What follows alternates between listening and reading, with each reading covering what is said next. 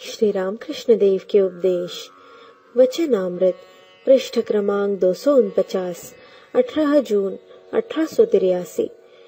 श्री गौरांग का महाभाव, प्रेम और 3 अवस्थाएं। दोपहर का समय है। राखाल, राम आदि भक्तों के साथ श्री रामकृष्ण मणिसेन की बैठक में विराजमान है। नवद्वीप गोस्वामी भोजन करके श्री रामकृष्ण के पास आ बैठे हैं। मणिसेन ने श्री रामकृष्ण को गाड़ी का किराया देना चाहा। श्री रामकृष्ण बैठक में एक कोच पर बैठे हैं और कहते हैं, गाड़ी का किराया वे लोग राम आदि क्यों लेंगे, वे तो पैसा कमाते हैं। अब श्री रामकृष्ण नवद्वीप गोस्वामी से ईश्वरी प्रसंग करने लगे। श्री रामकृष्ण नवद्वीप से, भक्ति के परिपक्व होने पर भाव होता है, फिर महाभाव, फिर प्रेम, फिर वस्तु अर्थात ईश्वर का लाभ होता है। गौरांग को महाभाव और प्रेम हुआ था। इस प्रेम के होने पर मनुष्य जगत को तो भूल ही जाता है, बल्कि अपना शरीर जो इतना प्रिय है उसकी भी सुधि नहीं रहती। गौरांग को यह प्रेम हुआ था। समुद्र को देखते ही यमुना समझकर वे उसमें कूद पड़े। जीवों को महाभाव या प्रेम नहीं होता, उनको भाव तक ही होता है। फिर गौरांग को 3 अवस्थाएं होती थी। नवद्वीप, जी हाँ, अंतरदशा, अर्धबाह्य दशा और बाह्य दशा। श्री रामकृष्ण, अंतरदशा में वे समाधिस्थ रहते थे, अर्धबाह्य दशा में केवल नृत्य कर सकते थे और बाह्य दशा में नाम संकीर्तन करते थे। नवद्वीप ने अपने लड़के को लाकर श्री रामकृष्ण से परिचित करा दिया। वे तरुण हैं, शास्त्र का अध्ययन करते हैं। उन्होंने श्री रामकृष्ण को प्रणाम किया। नवद्वीप, यह घर में शास्त्र पढ़ता है।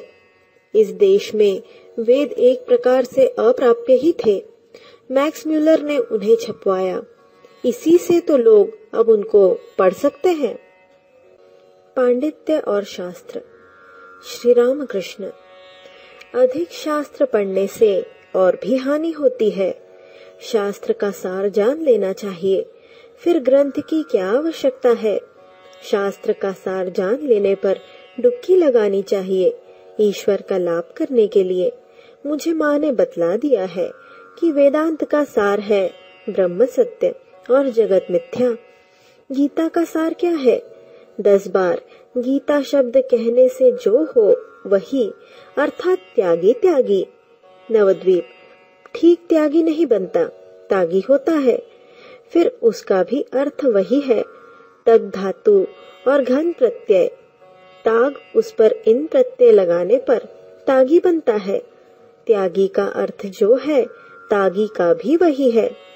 श्री रामकृष्ण, गीता का सार यही है कि हे जीव, सब त्याग कर भगवान का लाभ करने के लिए साधना करो। नवद्वीप, त्याग की ओर तो मन नहीं जाता। श्री रामकृष्ण, तुम लोग गोस्वामी हो, तुम्हारे यहाँ देव सेवा होती है। तुम्हारे संसार त्याग करने पर काम नहीं चलेगा। ऐसा करने से देव सेवा कौन करेगा? तुम लोग मन से त्याग करना। ईश्वर ही ने लोक शिक्षा के लिए तुम लोगों को संसार में रखा है। तुम 1000 संकल्प करो, त्याग नहीं कर सकोगे। उन्होंने तुम्हें ऐसी प्रकृति दी है कि तुम्हें संसार का काम काज करना ही पड़ेगा। श्री कृष्ण ने अर्जुन से कहा, युद्ध नहीं करूंगा, यह तुम क्या कह रहे हो? इच्छा करने ही से तुम युद्ध से निवृत्त न हो सकोगे। तुम्हारी प्रकृति तुमसे युद्ध कराएगी। श्री कृष्ण अर्जुन से बातें कर रहे हैं। यह कहते ही श्री रामकृष्ण फिर समाधिस्थ हो रहे हैं। बात ही बात में सब अंग स्थिर हो गए, आंखें एक टक हो गई। सांस चल रही है कि नहीं जान नहीं पड़ता। नवद्वीप गोस्वामी, उनके लड़के और भक्तगण निर्वाक हो यह दृश्य देख रहे हैं। कुछ प्रकृतिस्थ हो। श्री रामकृष्ण नवदीप से कहते हैं, योग और भोग तुम लोग गोस्वामी वंश के हो, तुम लोगों के लिए दोनों है। अब केवल प्रार्थना, हार्दिक प्रार्थना करो कि हे ईश्वर, तुम्हारी इस भुवन मोहिनी माया के ऐश्वर्य को मैं नहीं चाहता, मैं तुम्हें चाहता हूँ। ईश्वर तो सब प्राणियों में है, फिर भक्त किसे कहते हैं? जो ईश्वर में रहता है, जिसका मन, प्राण, अंतरात्मा सब कुछ उसमें लीन हो गया है। अब श्री राम कृष्ण सहज दशा में आ गए हैं।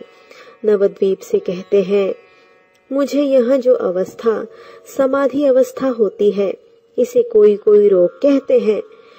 इस पर मेरा कहना यह है कि जिसके चैतन्य से जगत चैतन्यमय है, उसकी चिंता कर कोई अचैतन्य कैसे हो सकता है।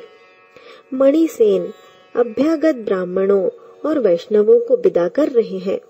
उनकी मर्यादा के अनुसार किसी को 1 रुपया, किसी को 2 रुपए विदाई देते हैं। श्री राम कृष्ण को 5 रुपए देने आए। आप बोले, मुझे रुपए न लेने चाहिए, तो भी मणिसेन नहीं मानते। तब श्री राम कृष्ण ने कहा, यदि रुपए दोगे तो तुम्हें तुम्हारे गुरु की शपथ है। मणिसेन इतने पर भी देने आए। तब श्री राम कृष्ण ने अधीर होकर मास्टर से कहा, क्यों जी, लेना चाहिए?